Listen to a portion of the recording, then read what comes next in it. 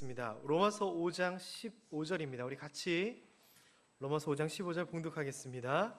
그러나 이 은사는 그 범죄와 같지 아니하니 곧 한 사람의 범죄를 인하여 많은 사람이 죽었은즉 더욱 하나님의 은혜와 또한 한 사람 예수 그리스도의 은혜로 말미암은 선물은 많은 사람에게 넘쳐느니라. 아멘.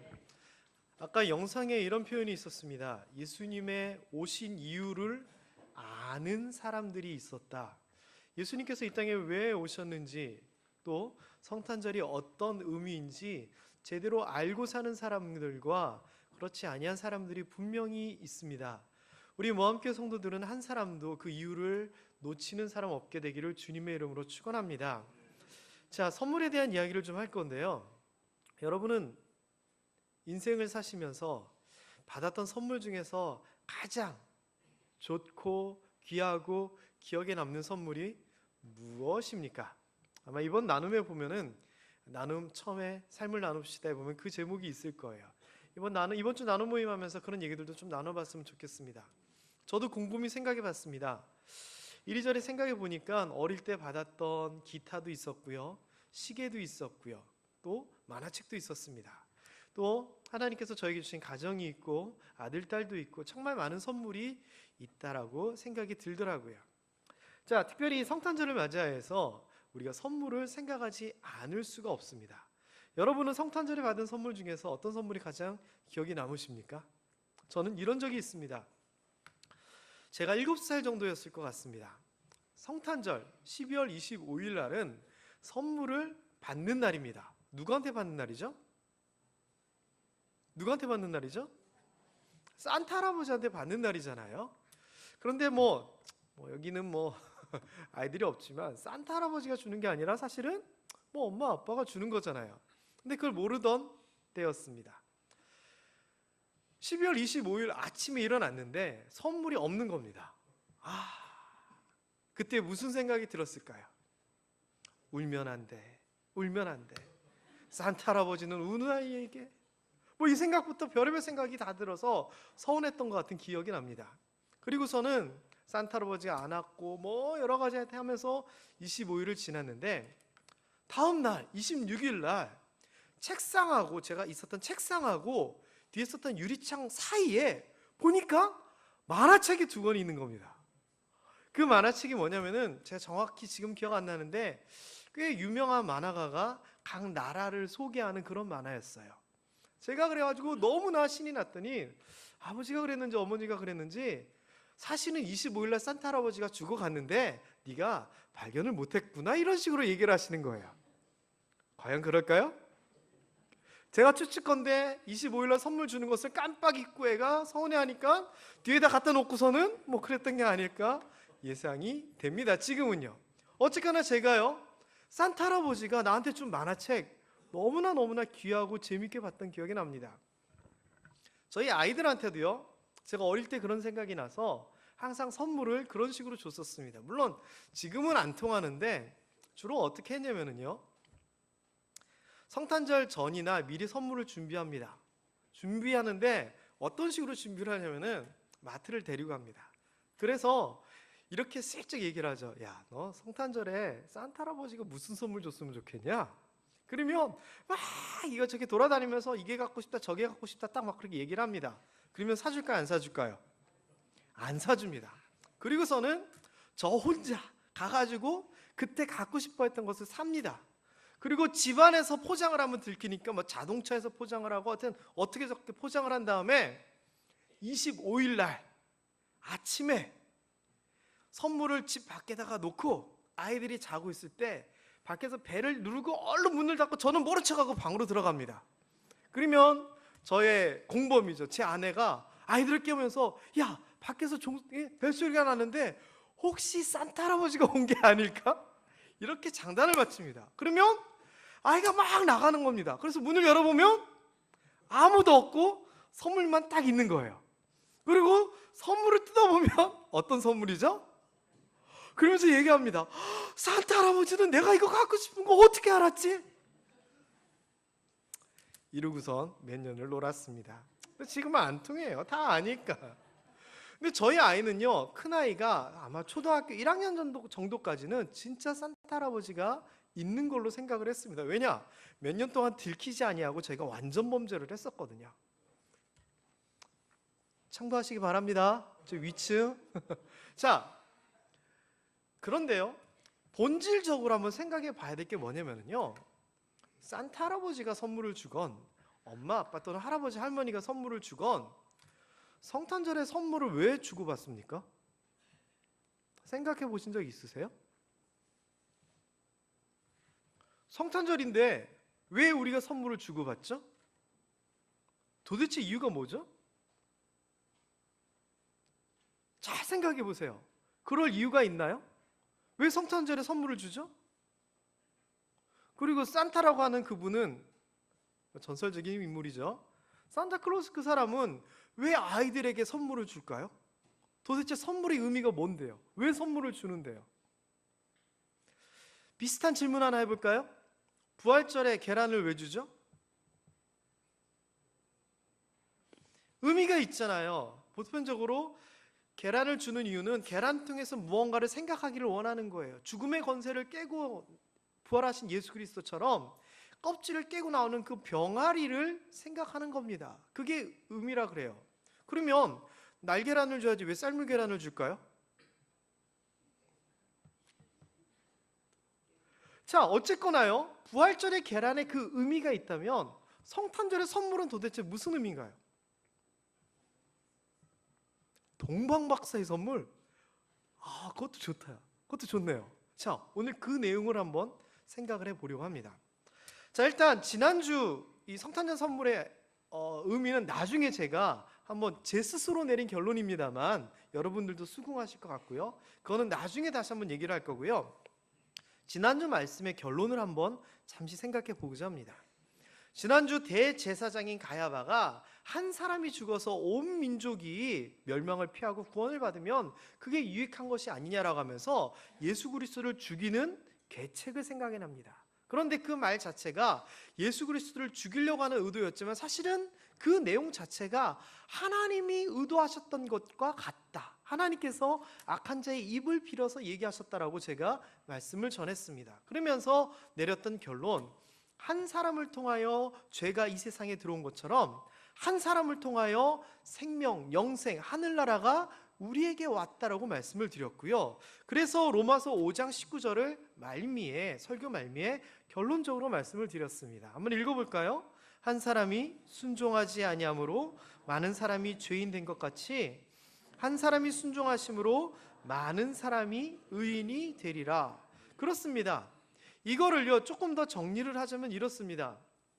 성탄절은요, 아담이라고 하는 한 사람 때문에 모든 사람이 죄를 지어서 지옥에 갈 수밖에 없었는데 하나님께서 그런 인간들을 불쌍히 여기셔서 사람으로서 한 존재, 그 예수 그리스도 자기 아들을 사람으로서 한 존재로서 이 땅에 내시면서 아담이 행한 그 모든 것을 회복시키신 겁니다. 그래서 성탄절이라고 하는 것이 바로 죽기 위해서 태어난 날이다라고 말씀을 드렸죠.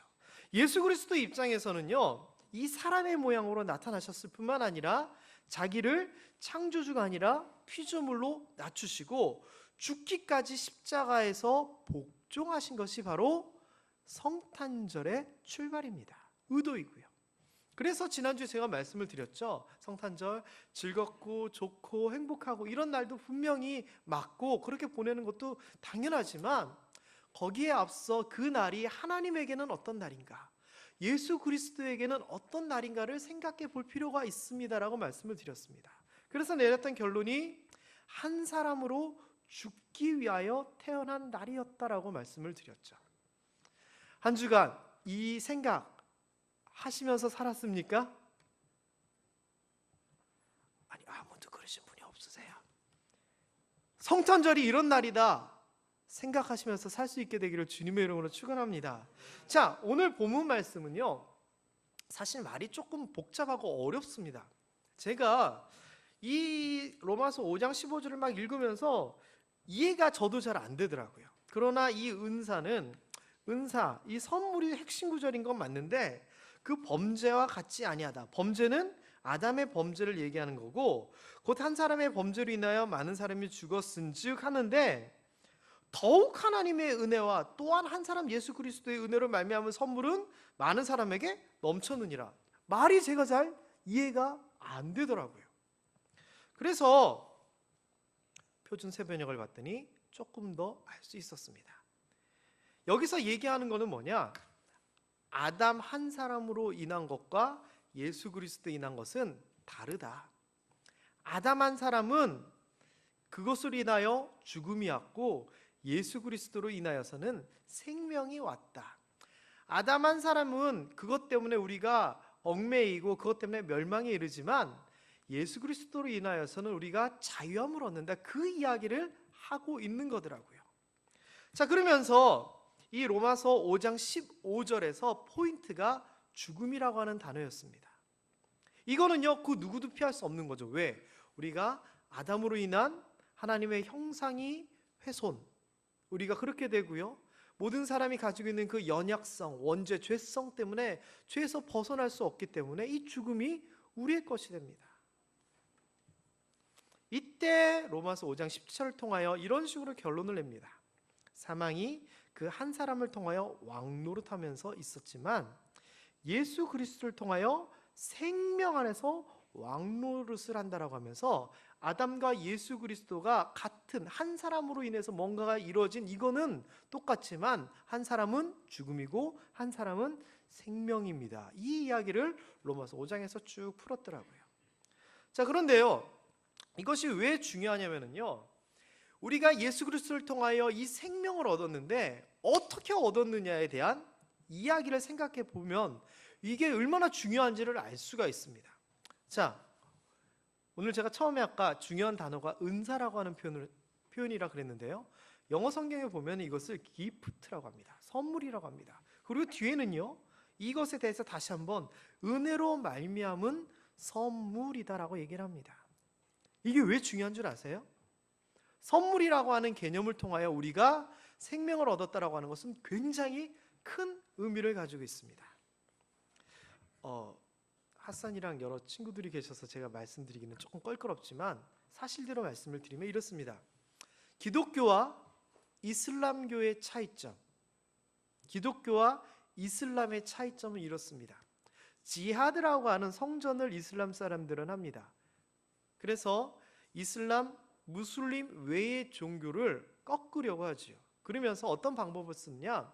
이른바 자살폭탄, 테러를 감행하기도 합니다. 그러면서 자기 자신을 희생을 해서 그 적들을 무너뜨리려고 자기 자신을 희생하는데, 이유가 뭔 줄 아십니까? 자, 이렇게 주변에서 얘기를 하는 겁니다. 네가 폭탄을 가지고 저쪽으로 들어가서 저들을 죽이면 너에게 보상이 생겨. 어떤 보상이냐면은 코란에 이렇게 나와. 이렇게 성전, 지하들을 통해서 자기의 생명을 바친 사람은 천국을 가게 되는데, 천국에 수많은 미녀들과 함께하게 되고 수많은 부유함을 가지게 되고 하면서 보상을 이야기를 합니다. 그리고 또 한 가지, 네가 그렇게 하면은 이 땅에서 너희 가족들에게도 우리가 잘해줄게라고 얘기합니다. 자, 그렇다면 그런 이슬람에서 자살 공격을 하는 그 사람이 받는 보상은 값없이 받는 건가요? 대가가 뭐죠?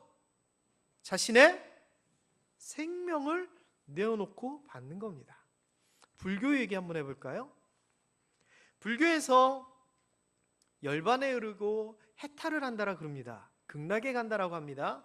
자, 그런데 극락에 가기 위해서, 해탈을 하고 열반에 이르기 위해서는 뭐를 해야 되지요?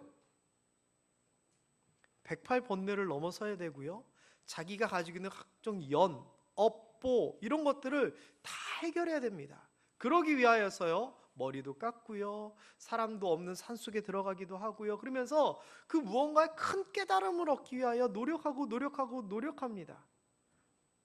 자, 그래서 그 모든 과정을 거치다가 아주 극악한 확률로 깨달음을 얻게 되면 그것이 해탈이고 부처가 되는 겁니다. 물론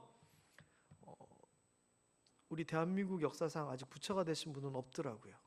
주변에도 없습니다. 어쨌거나 부처가 되기 위해서는 무슨 대가를 치러야 되는 줄 아십니까?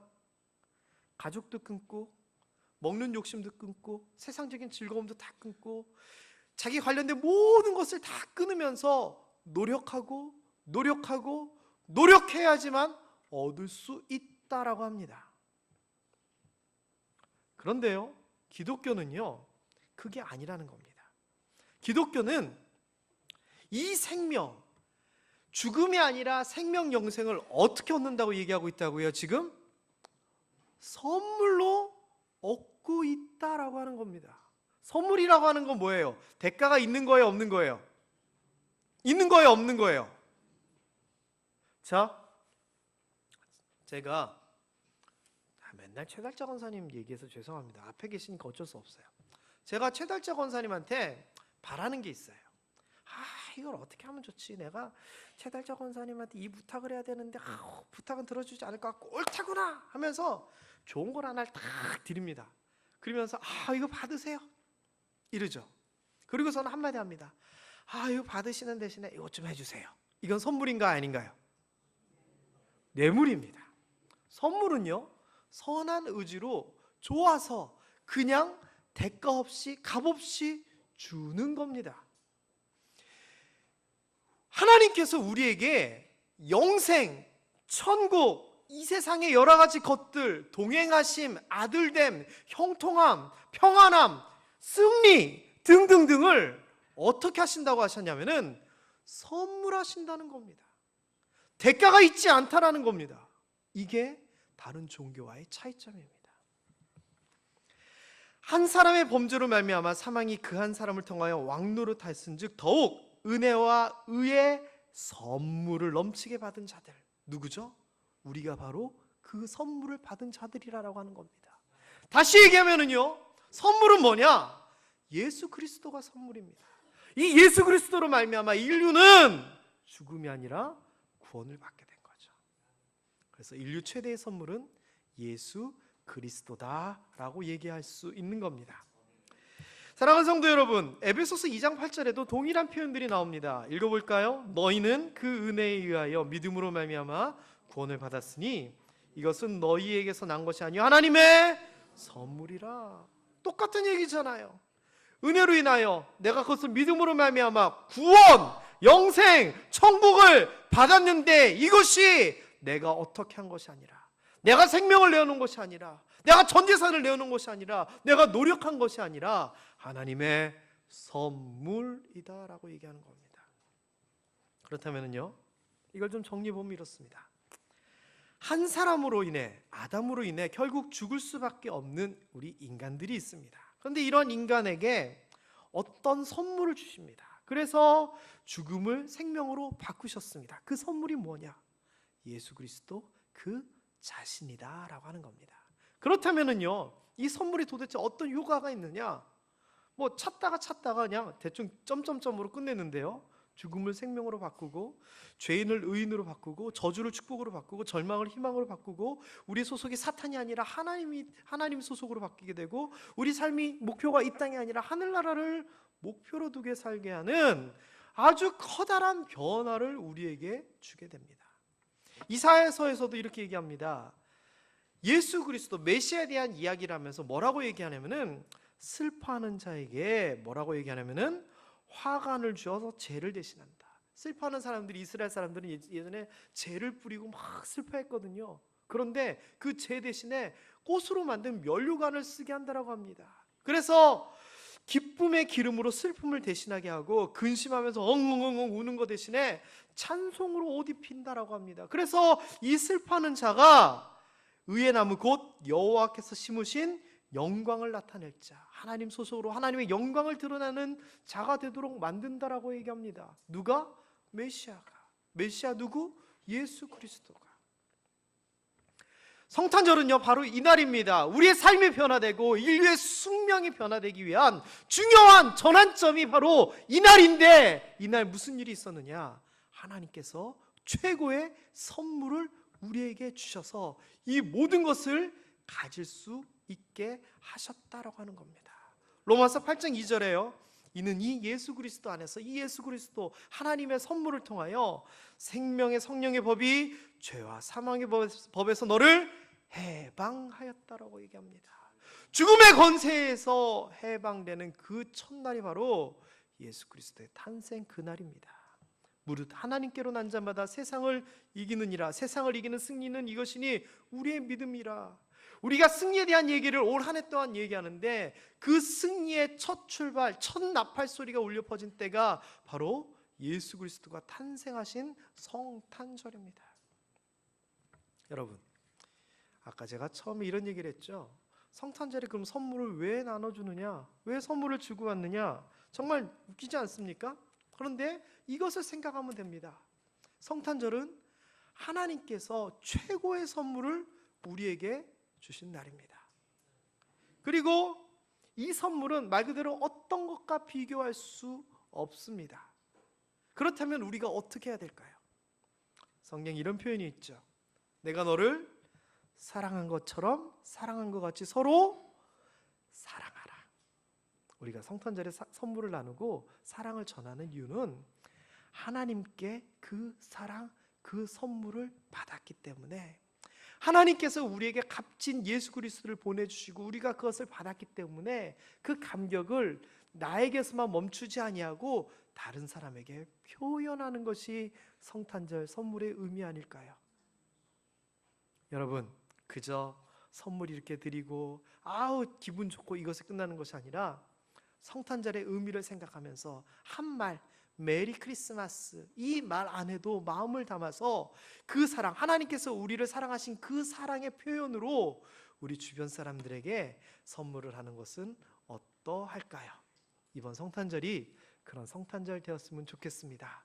그리하여서 선물이 오고 갈 때 내가 받고 즐거워하고 이것에서 그치는 것이 아니라, 하나님께서 우리에게 이 정말 귀한 것들을 주셨지, 이것을 생각할 수 있는 그런 귀한 성탄절 되기를 주님의 이름으로 축원합니다. 마지막으로 자녀분들에게 한마디만 전하도록 하겠습니다. 설교랑 관계없는 얘기인데요, 조사를 했습니다. 어르신들에게, 부모님들에게 조사를 했더니 받고 싶은 선물 1등, 1위는 무엇이었을까요? 네? 들으셨죠? 현금이라고 합니다. 이번 성탄절 참고하시기 바랍니다. 기도하겠습니다. 하나님, 이번 성탄절 하나님께서 우리에게 주신 최고의 선물을 기억하는 날 되게 하여 주옵시고, 이 선물을 받은 날임을 깨닫게 하여 주옵시고, 우리가 사랑하는 사람들에게 선물을 주고받을 때 이런 하나님의 마음을 생각할 수 있도록 도와주시옵소서. 또한 우리에게 주신 이 귀한 선물 잊지 아니하고 살아가는 우리 되게 하여 주시옵시고, 하나님, 이것에 대하여 감사할 수 있는